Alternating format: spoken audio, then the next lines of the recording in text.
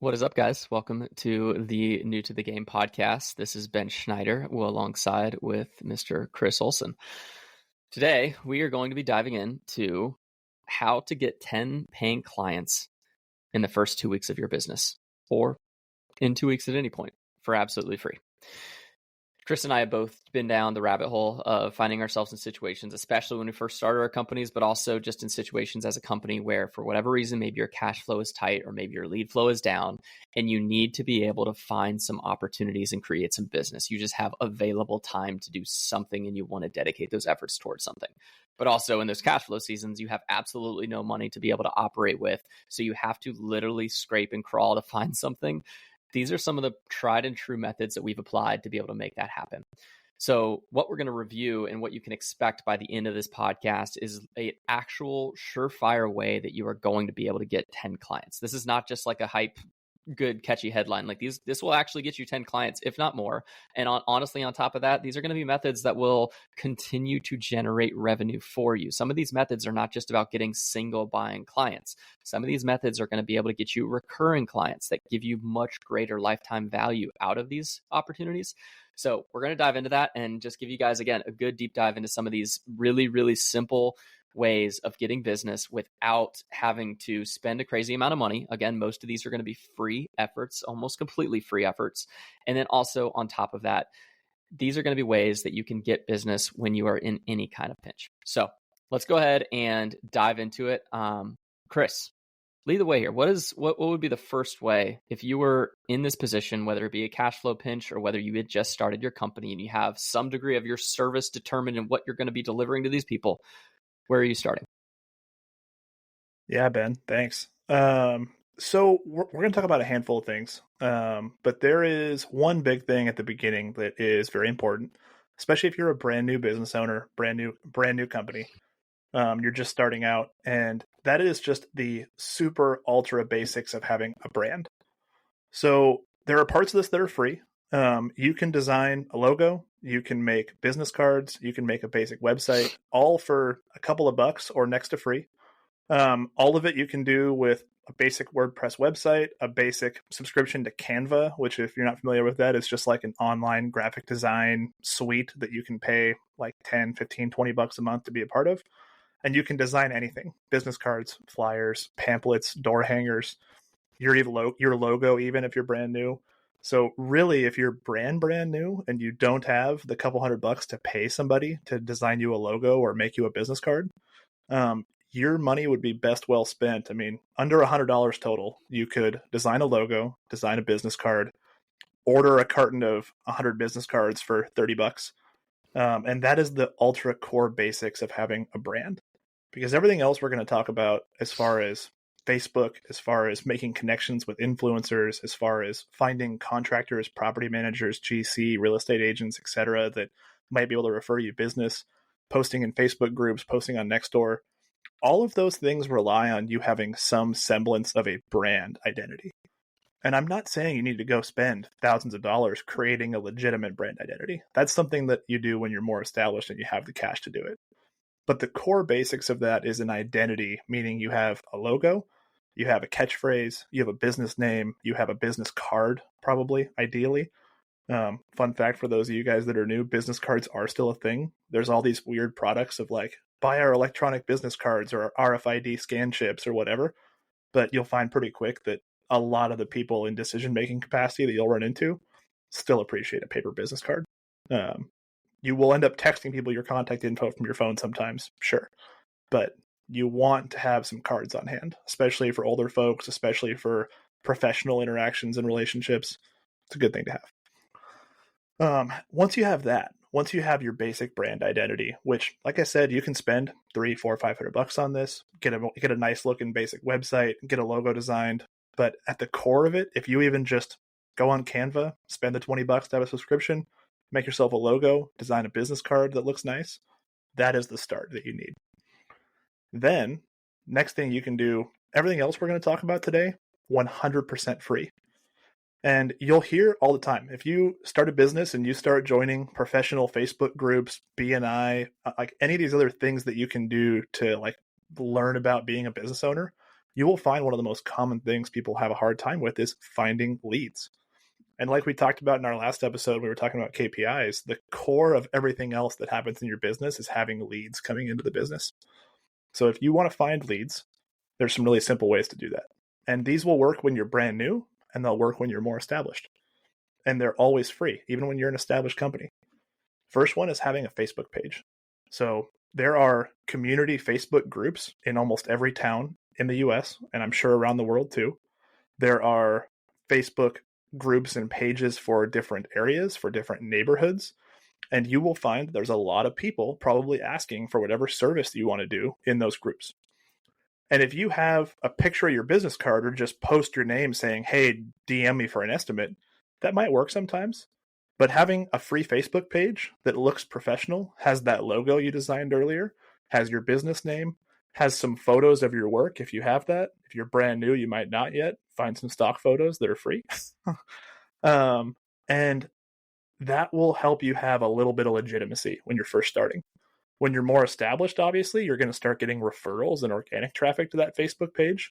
And you want to make sure that that Facebook page has your phone number, an email address, and that you're actually checking your messages, because people will respond. But if you go onto a community Facebook page and somebody is saying, hey, I need a good referral for somebody that cleans gutters, and you really want to clean some gutters, you make a comment on there, your wife or girlfriend makes a comment on there, your friend makes a comment on there and says, hey, I recommend XYZ company. They tag your Facebook page.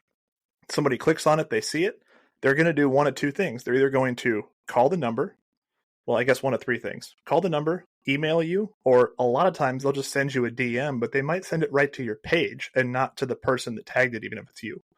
So make sure you're checking those messages, look at it. And man, Ben, I don't know about you, but I've gotten hundreds of jobs over the years from community Facebook pages. It's probably one of the easiest free places to find work out there, especially for my service call company. I mean, when it comes to like roof and gutter cleaning, moss removal, window cleaning, those small ticket, like service call type jobs, there's probably 20 of those companies in the greater area that I serve, but I still get tagged and commented and posted on those groups all the time. And when I was first starting, I would post myself in them all the time. I mean, I'm probably a part of 50 of those groups from my personal Facebook page. And those places are an awesome spot to find leads. Have you had pretty good success with that? Or Yeah, so Facebook is not, so my business being a little bit more niche in sod installation and with landscaping, there's a lot of competition, and you gotta dig and grind if you want to get those leads. That being said, if you are savvy with it, and what I mean by savvy is that you don't just like, you could go in there and you could just go ahead, link the page and post your phone number. Like that's going to obviously be an effective route too. In my opinion, one of the best hacks you can do is like shoot that person a DM right away. They say they're, hey, I'm looking for a service. Go ahead and hop in their DM. Say like, hey, people want it to be easy. This is more of a sales tip and less of a marketing tip, but like go ahead and go after it. Like say, hey man, I'd love to help. I'm right around the corner. Like I can, when would make sense for me to swing by, or could you tell me a little bit more about what you have going on out there? And just be helpful to people.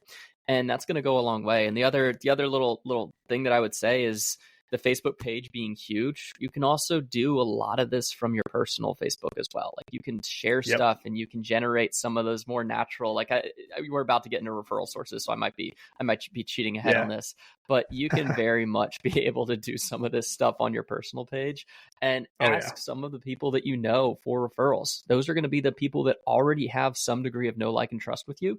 And you can just be able to generate it. There's a really fun part about all of this. And my favorite part, especially, this is more so if you're a newer person in the business, or maybe if you're a younger person in the business, and people will support you no matter what. I don't want to overemphasize anything, but what I will say is if you are younger and if you're newer in business, take advantage of it, because people love to support new businesses. It makes them feel good about themselves. So don't be afraid to be the guy that says, hey, I'm new. I just started this business. I'm 22 years old. I'm trying to take care of my wife and family, or generate a little bit of a side income, whatever it may be. And people will blow that crap up because they just like to support it. It's a really, really easy way to get some easy leads. And again, get yourself to those first 10 clients. Yeah, I know. One of the things that I love that Hormozi talks about, Alex Hormozi in his book, is he talks about how one of the first and easiest ways to get your first like dozen clients is the contacts that you already have in your phone. You'll hear when you talk about sales and marketing, there's really 4 or 5 types of leads, but the 2 big categories are warm and cold. Warm leads are people that have already shown interest. Cold are the people that you're calling some random person online and saying, hey, do you want your gutters cleaned? And those people have never thought about getting their gutters cleaned. But every single person that you have in your phone, every single friend you have on Facebook, at some point connected with you and essentially gave you permission to reach out to them. There are very few people that if you reach out to them, send them a DM and you say, hey man, I'm starting a company. I'm cleaning gutters now. I would really love a chance to give you an estimate. Is that something you'd be interested in? There's a lot of people you'd be shocked will just say, oh yeah, man, totally. I clean my own gutters, but I've been really busy recently. I'd love to have you do it. How much is it? And you tell them like, oh, it's $200. And you'd be shocked at how many people will just say, okay, sure. When can you come? And that just gives you so many opportunities for new leads. I mean, if you have 500 people in your contacts in your phone, that's 500 potential jobs. I mean, don't get me wrong. The boss from your high school pizza delivery job that didn't like you to begin with probably isn't going to hire you. But a lot of people that you know might and will. Yeah. One thing I'll add to that real quick is just simply when it comes to the actual service that you offer. Now, if you're a new business, you have a little bit more flexibility. I'm not going to look at you and say you have to niche down super, super hard right away. I mean, obviously, there's a huge amount of value in that. We'll talk about it later because it's a really important thing in business. But also, don't be afraid to, if you're a handyman or you're trying to be a general contractor, maybe do a handyman job here or there, price it fairly, price it reasonably. I'm going to get shot down for saying something like that. But I do think that there is an honest reality of like you being able to just get some general brand reputation, maybe get that first couple of Google reviews in, maybe just like show that you're a hustler and show that you're willing to do some of that hard work. Like that's actually a really admirable quality that people like, and they like to support that American dream mindset. And it's a good starting line. So again, if you're more established, stick to your niche. But if you are someone that's newer, don't be afraid to grind a little bit and make something happen that gets you some money in the door. Well, and I'll even take that one step further, man. Like I'll get flack for saying this, but I'm a huge advocate for if you're brand new in business, like I'm talking like you created a website and started a Facebook page last week, unless you are like struggling to put food on the table or you need the money, I would honestly recommend if you can give away a couple of services and find somebody that maybe they're on the fence and you say, hey, I'm going to come clean your gutters for free. All I ask is that you leave me a 5-star review on Google. You post on your Facebook page for your neighborhood and say, hey, I just hired so-and-so to clean my gutters. They did an awesome job. Here's their phone number. Man, that $200 that you didn't make might lead to $5,000 worth of work. I mean, to give you an example of how powerful Facebook is, I took a job in a really small, wealthy neighborhood about 30 minutes from home a few months ago. And the guy was so ecstatically happy with our service. It was one of the first window cleaning jobs we'd ever done. And we're brand new. Window cleaning's a new service for us. We added it like 6 months ago. And we did this guy's house. That neighborhood has a community Facebook group for their HOA. He posted in it and was super ecstatic about our service. We have since then booked 14 other houses in that neighborhood with an average ticket of $700 to $900. So that one Facebook post he made theoretically brought us $10,000 plus in revenue. And I didn't even ask him to do it. He just at the end of the service was so happy. He was like, hey man, I'm going to make a Facebook post in the community neighborhood page. If you want to work in this area more, I'm sure my neighbors could use your help. And sure enough, man, there was so many people in that neighborhood that wanted that service done. We've done roof cleaning, window cleaning, gutter cleaning, siding cleaning, pressure washing. Yeah.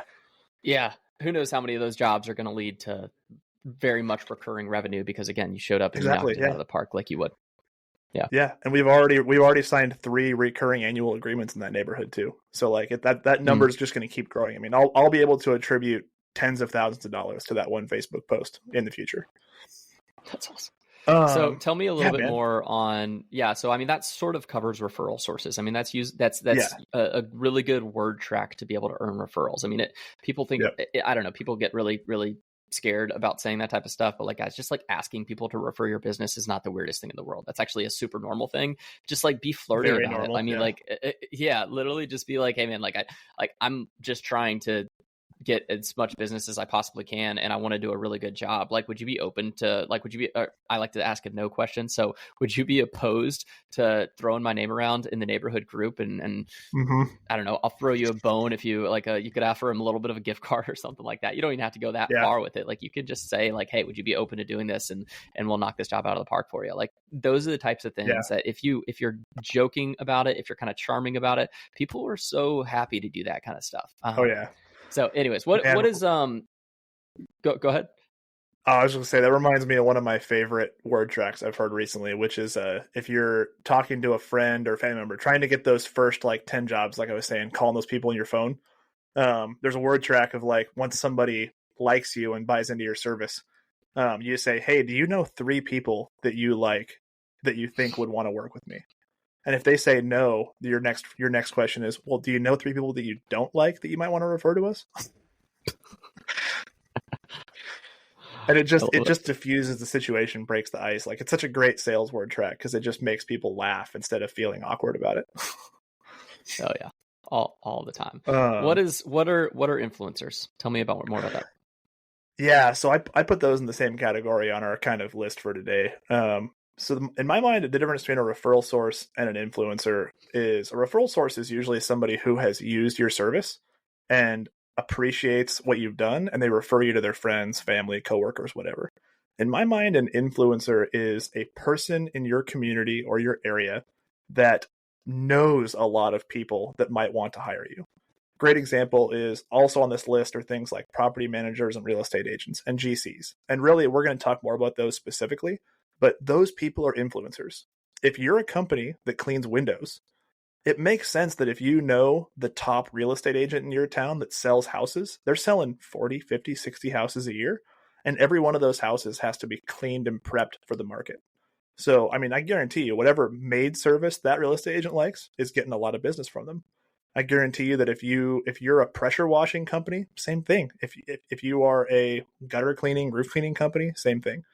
And somebody like you, if you're doing sod installation, I imagine knowing the builders in your area that are building these tract home developments, but not putting lawns in the yard. If one of those guys would leave your card with every final contract for those homes being built, a lot of those people would call you after they move into their house. And they're like, wow, I love this beautiful house, but I have no lawn. I have a dirt pile in my backyard. So Yep. knowing those people that are in those positions to refer you clients is influencers. And how you can take advantage of that is any number of things. It might look as simple as just sending them an email. I make it a habit. I have a huge number of real estate agents on my client list, and I send them an email every 3, 6, 9 months just saying, hey, just want to check in with you. Appreciate the business. If you have any new agents that haven't met us yet, I'd love to buy them a coffee and talk to them. I also go to things like real estate agent networking dinners and things like that. And if you can get in front of those influencers, when you're more established, it's easier. But when you're brand new, it might look as simple as if you're in a small town and there's a real estate office, bring a box of donuts in and schmooze the secretary and say, hey, I'm new in town. I'm doing this service. Is there any way that I could talk to the manager or some of the agents about what we offer to see if they could use us? And you'd be shocked. I mean, I've heard stories just that are crazy. Like I know Tom Reber with Contractor Fight talks about how when he was starting his painting company, he really wanted the painting contract for this one big general contractor. And he went in and brought them donuts like once a week for months and would leave his business card on their project manager's truck handle. Like, he tried forever. And they had an established painter that they liked. But at one point, after a couple of months of being in front of them, they didn't like something their painter did. And suddenly he got a phone call saying, hey, do you want our contract? And that was a long game type of play. But that can be something that happens super quick too. I mean, how many times like could you walk into an office, get a no, but that one person that says yes, all of a sudden now you have 5 jobs on the books. You walk into a property management office, that property manager has a dozen properties and you're pressure washing and all of them need pressure washing. That one yes after that list of no's might be the one that books out your calendar for 2 weeks. Yeah. But yeah, I mean, any of those people are influencers to me. I feel like that's one of the easiest and simplest ways besides Facebook to get those first 10 clients. I mean, if you make 10 phone calls, you might not get 10 clients, but the one influencer that actually connects with you and likes you and wants to give you a chance, that one yes might lead to 10 jobs, even though you just talked to 10 people and they all said no. And that's something we'll talk about in a different episode of like the introduction and sales type stuff. But I feel like one of the simplest things to mention in this episode is that don't be afraid to call people and get a no, because every no is just an opportunity to call somebody else. It doesn't mean that you're going to fail if the first 5 people you call say no, because all it takes is one yes. Yeah, it's really important to be able to look at this we talked about KPIs last episode and on a measurable scale. It's really important to realize that these things, most of the time, people quit either right before they get their yes or way before they feel like they actually before they really needed to. Because what it looks like sometimes influencers, you might have to reach out to 50 to 100 people. Sometimes it might be based upon the scale of what it is that you're doing. You might need to do a lot more than that. But you're going to be able to get yeses. Like you are going to get yeses. That should be a surefire guarantee, is that you will get yeses. It might require some fine tuning. There might be learning lessons that you have along the way that make you better at this, because inevitably you are going to get better at this, where you're going to have to touch less people to be able to get more yeses. However, the more people you reach, the more opportunity you are going to create for yourself. Do not be the person that stops after 20 reach outs. If you hustle and you grind with this and you're willing to sit there and just crank out some of this stuff, you are going to get opportunities. I can't emphasize that enough on my end. Like, you have to be able to be willing to sit there and make the cold outreach touches, and touches will ultimately lead to conversions. It's just math. Eventually it's going to happen. Yep.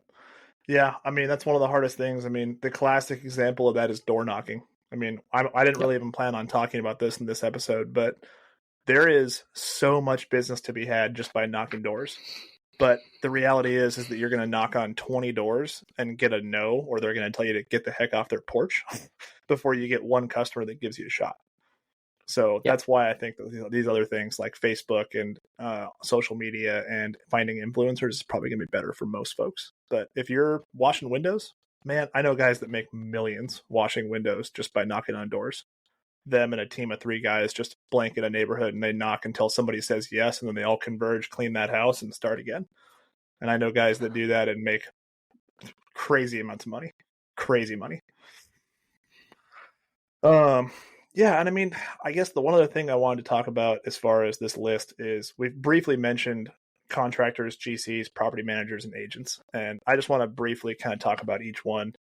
So other contractors and GCs, depending on what trade or what service that you're trying to offer, if you're offering a service that you can sell directly to homeowners, like let's say, example, you want to do drywall, you want to be a drywall guy, or you want to paint, you want to be a painter. Either one of those things you can sell directly to homeowners, or you can subcontract. And even if you don't want to be a subcontractor where all you're doing is big developments for GCs, when you're first getting started, it is remarkable how much business you can get just by looking up the different home builders, general contractors in your area, calling them up and say, hey, I'm a new painting company. I've got 3 years of experience. I was working for so-and-so. I just started my own business. Would you give me a shot and give me some work? And they might not just immediately write you a check for a huge contract, but they might say like, yeah, we got this one job that our other painter can't get to because they're off at this other job. You want to handle this for us? It's a $2,500 job. And if you knock it out of the park and you do well, it'll almost always lead to more. Same with real estate agents and property managers. Every property manager on the planet has a massive list of vendors that they are using for contractors. And those people almost always are well established. But if you can beat their price and you do a good job, you can almost always get your foot in the door. Property managers are usually price motivated. They're going to get 10 bids and pick a cheaper one.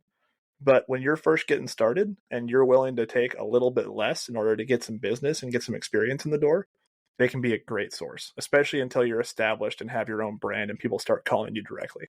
You're always going to make more selling directly to a homeowner than a property management company. But when you're first getting started, man, there's so much business in that world. It's just not always the best paying. Yeah.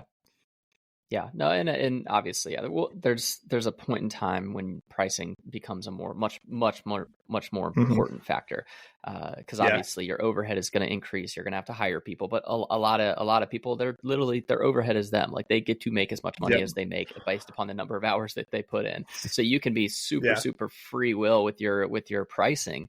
Like I wish I had done more of that when I first started my company. Like I wish I had Yep. understood some of those elements because again, pricing is really important. I don't want you to go out there and just be stupid with this. Like, please don't go out there and just do jobs that like you make Yeah. absolutely nothing on unless you can actually afford to do that. Like, don't dig a hole for yourself. Don't get Yeah. yourself in a relationship with someone that's going to, like a GC. Sometimes you can get in sticky situations where you get locked into some Hmm. type of contract and it's not the best type of contract. So be mindful, of course.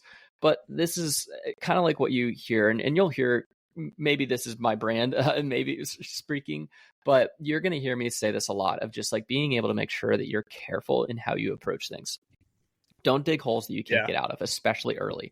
However, there's so much that you can do more freely without having to feel like super hyper restricted by all these rules and things that you're like not supposed to technically do in business. And again, that this is where like people might raise red flags at some of the stuff that we're saying, but at the end of the day, like we're talking about being able to get nice initial opportunities and initial business right off the get-go. And it makes a massive difference when you can just start to be able to build something of a brand reputation, for you to be able to maybe get what your first 5-10 star reviews, maybe get a couple, ask a person Hmm. to do a video testimonial and give them $200 off their service or something like that. The amount of Yep. people that are going to do that without hesitation are going to be so Hmm. about it. And Yep. then when you're done with the project, that's when you can start getting nifty with it and creative. You can start doing things like, let me take a picture of me with the client. We're both smiling. We're both happy. It shows me as like this young guy who's motivated, who's excited, who's happy about the service that he's doing.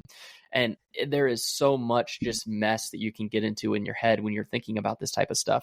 At the end of the day, again, people do really enjoy it to be able to see young people, new businesses wanting to support their family, wanting to do good, healthy things. And this is such a great way to be able to do it. Hmm. Yeah. So, 100%. Chris, let me ask you this. One of the questions that we wrote down here was, what are the most common obstacles? I guess how I would phrase that question on my end would be like, what are the things that most commonly people are going to run into that would prevent them from doing the above 5 things successfully?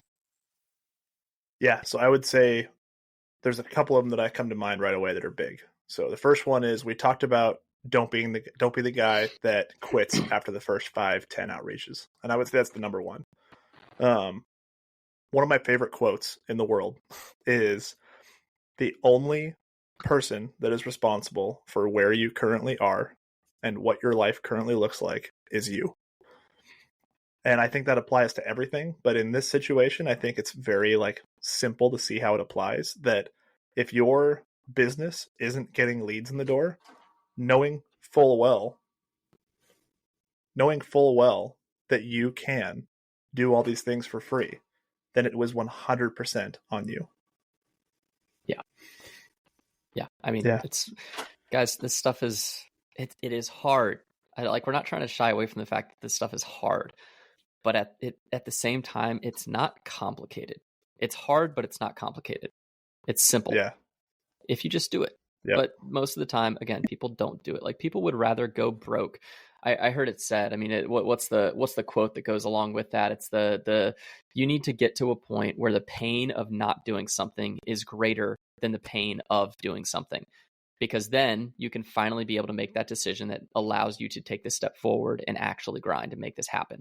So knocking on doors, most people, like, they're literally just not going to do it. I mean, gosh, if I was a fence contractor, I would be going to every single brand new development neighborhood and pounding on those doors and saying, hey man, I'm in the neighborhood, we want to put some fences up, we can get out here next week, get started, and like get this thing rolling, and we'll give you a great rate for it, and like just start. And oh man, there would be so much opportunity for you if you could just be able to go out there and get it. Knocking doors, posting on Facebook, not being afraid of what your family or friends are going to say because you're posting on Facebook about this new business venture that you're saying, and just doing it. Like, guys, what's the worst case? You're going to fail. You're going to fall flat on your face. You might have to pick up some of the scraps along the way. Like that happens for everybody. It's just like, do you want to have it happen as a result of you not doing anything, or would you rather it happen as a result of you actually attempting to do something? Yeah, man. I think that one of the other things I like to mention about this topic is, man, if people only realized how easy this is, I think it'd be a lot more people doing it. And I think that one of the other things that is kind of crazy to think about is if you're a business owner and you take that leap to take the chance to do this and be self-employed, what's the worst case scenario? The worst case scenario is everybody else is normal. The best case scenario is you are happily self-employed, making an absolute ton of money. The worst case scenario is it fails, falls flat on its face, and you go back to working a 9-to-5 job, which is everybody else's normal. I mean, crazy to think about that, right? Yeah. Totally crazy. Our first podcast guest is making an appearance at the present moment. Say hi, Summer. Hey, Summer. This is my daughter, Summer. She loves to come sit with me at my desk. Anyways, yeah. I feel like that covers a ton of what we really wanted to get into, guys. Like, again, this is the kind of stuff, not only is this going to get you 10 paying clients, like this is also going to get you 10 paying clients that will lead to 20 paying clients that will lead to 40 paying clients and will exponentially grow through those referrals, through that good reputation development, and just being a good, solid contractor. So take action. Let us know if you have questions. We're going to get into another podcast talking a little bit more about scripts and sales and the really awesome ways that you can be able to make the most of these opportunities and increase that rate of success. But right now, these are really just the tactical ways that you can get started on this trip. So anyways, if you guys have questions, reach out to Chris or I. You can find us on Facebook. You can find us on our school group, New to the Game. And we cannot wait to hear from you guys. Yep. Can't wait to hear from you guys. The school group and the Facebook page and everything else will be linked in the show notes if you're following us on Apple and Spotify. And if you're looking at this on school or on Facebook, then obviously you've already found us. So thanks, everybody.